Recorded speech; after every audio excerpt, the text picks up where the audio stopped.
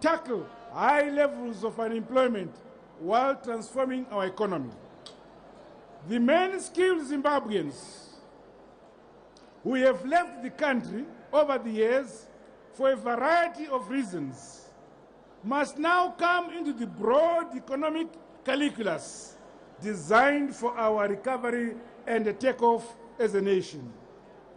Of course, the fiscal and the social infrastructure must be repaired and expanded to position our country in readiness for economic growth, employment creation, equity, freedom, and democracy, and for the provision of vital social goals, principally health, shelter, clean water, education, and other key social services.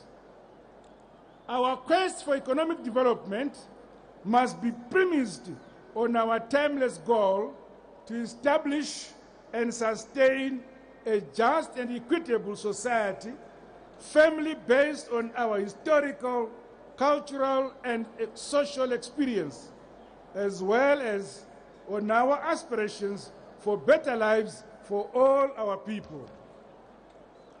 Our system of economic organization and management will incorporate elements of the market economy in which enterprise is allowed, encouraged, and protected. The fabulous natural resources we have as a country must now be exploited for the national good. We welcome mutually gainful partnerships with international investors whose presence in our midst must be valued and secured. The bottom line is an economy which is back on its feet. Only that way can we recover this economy, create jobs for our youths, and reduce poverty for all our people who must witness real positive changes in our lives. In the immediate, the liquidity challenges which have bedeviled the economy must be tackled head-on, with real solutions being generated as a matter of urgency. People must be able to access their earnings and their savings as and when they need them.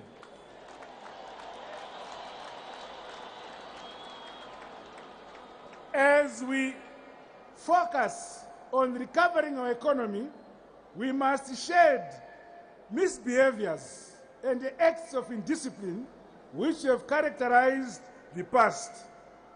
Acts of corruption must stop.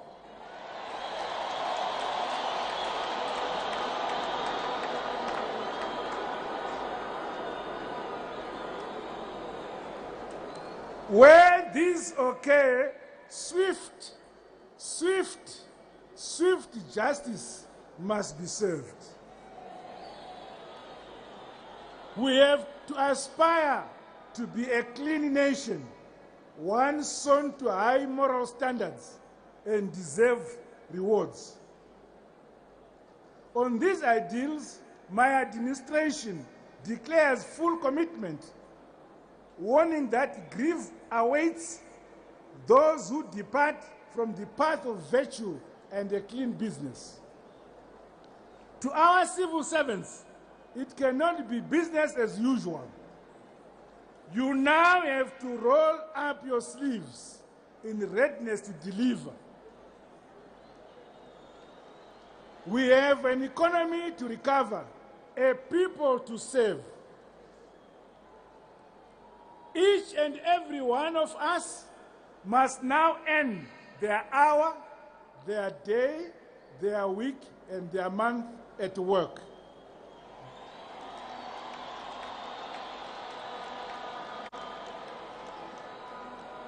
Gone are the days of absenteeism and salutary application, days of unduly delay and forestalling decisions and services in the hope of extorting dirty rewards.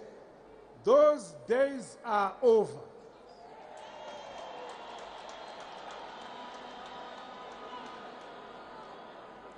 A new culture must now inform and animate our daily conduct.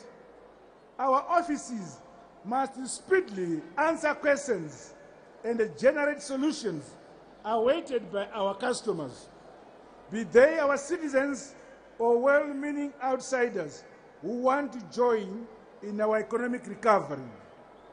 Flexibility must be built into our operations so that the machine of government does not become one huge, ponderous stumbling block to decisions that must be made and communicated expeditiously. The culture of government must change, and change now.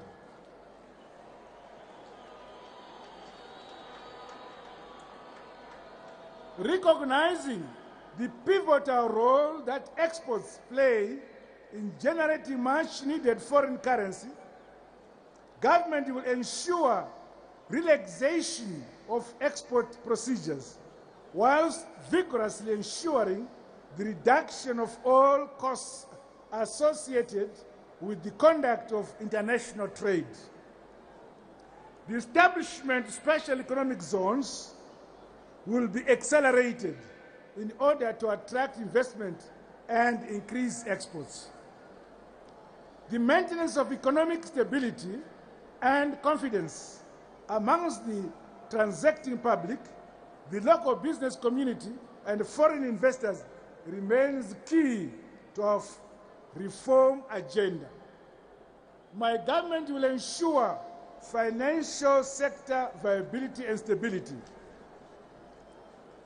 We will put in place measures that encourage saving through bank deposits and other appropriate financial instruments which bring fair rewards to depositors.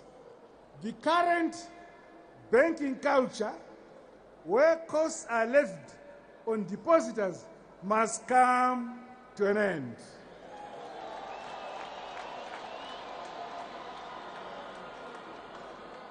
To reduce the high country risk perception among existing and prospective investors, government will henceforth ensure that its domestic and internal debt obligations are serviced. This will apply to the whole of government, including local authorities and state-owned enterprises. In addition, my government will proactively curb externalization of foreign currency and the smuggling of goods. The country's border management and control systems will be strengthened. I intend to approach security issues from a broad human, physical, and social perspective. All citizens must feel secure and enjoy a sense of belonging in their land. All activities that the national security institutions aim to achieve must be focused on overall human security, to include, among others, security from disease, hunger, unemployment, illiteracy, and extreme poverty. We must pay equal attention to all these areas, enhancing the capabilities of our security services so that they are able to deal decisively with all threats. Today, the Republic of Zimbabwe enters the second phase of its birth. We emerge to fully affirm our belonging to the family of nations. We harbor no ill or belligerent intentions against any other nation. The Southern African Development Community, SADC, is our home. We founded it from its beginning, and we recommit ourselves to furthering its vision and ideals. As we journey outward from our SADC house, we fully realize that we belong in the bigger house and family, the African Union. Once we were not free at the birth of the OAU, which championed the total liberation of the entire African continent from colonialism, we were creators of sterling efforts of the OAU through its Liberation Committee. The African Union itself, the sequel to the OAU, is our natural home and a collective resource as Africans. Zimbabwe pledges its untrammeled membership and declares here and now that it will play its role fully to make a success of the AU. An important subset of the AU is the COMESA Economic Group of Nations. There, we are committed to contributing meaningfully to the realization of the AU Agenda 2063. Zimbabwe's journey since independence has provided us with many lessons, some pleasant, others not so pleasant. In particular, some bigger nations have attempted to make us bend to their dictates. We have, however, successfully maintained good relations with the preponderant majority of the family of nations. I stand here today to say that our country is ready and willing for a steady re-engagement with all the nations of the world.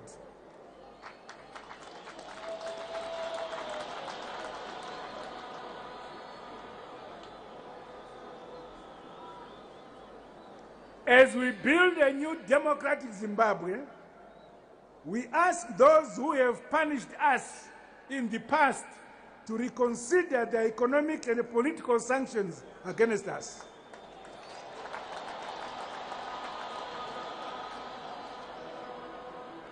Whatever misunderstandings may have subsisted in the past, let this make way for a new beginning. In this global world, no nation is, can, or need be an island. Isolation has never been splendid or viable. Solidarity and partnerships are and will always be the way. We are ready to embrace each and all on the principles of mutual respect and common humanity. We will take definite steps to re-engage those nations who have had issues with us in the past. Equally, we will take measures to ensure that we acknowledge and show commitment towards settling our debts. But of course, our resources remain sparse, especially at this stage when we face a myriad of pressures. But we count on the goodwill of those we owe to give us a chance. We remain committed to honoring the dates and to entering into new relationships. I wish to be clear. All foreign investments will be safe in Zimbabwe.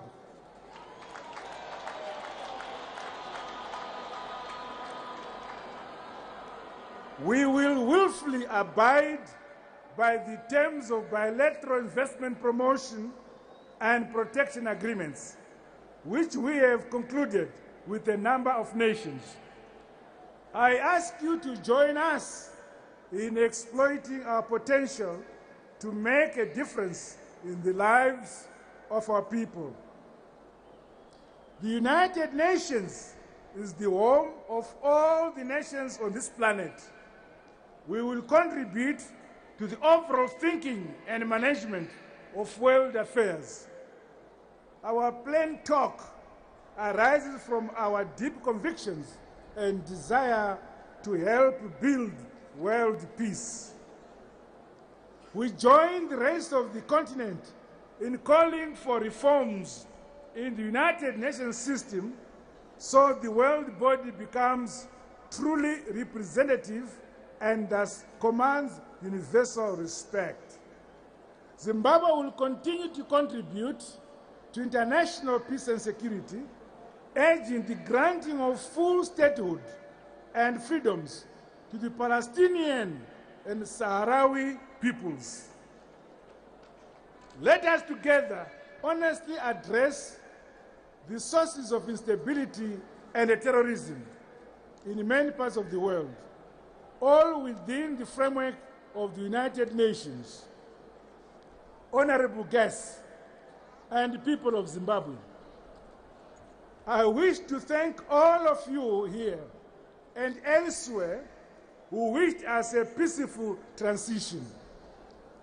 For the time that I shall be president of Zimbabwe, I solemnly promise that I shall, to the best of my ability, serve everyone who calls and considers Zimbabwe their home.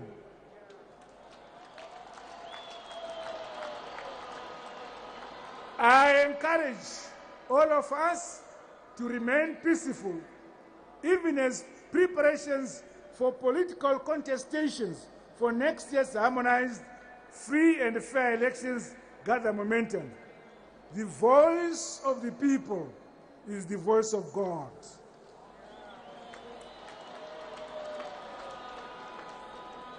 Brothers and sisters, the people of Zimbabwe, the task before us is much bigger than competing for political office. Let us all play our part to build this great country together as Zimbabweans. May God bless Zimbabwe. I thank you.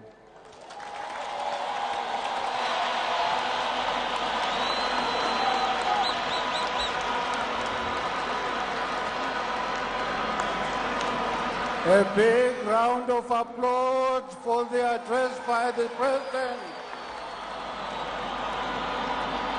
Zimbabwe oye! Zimbabwe oye! Zimbabwe oye! Thank you, thank you.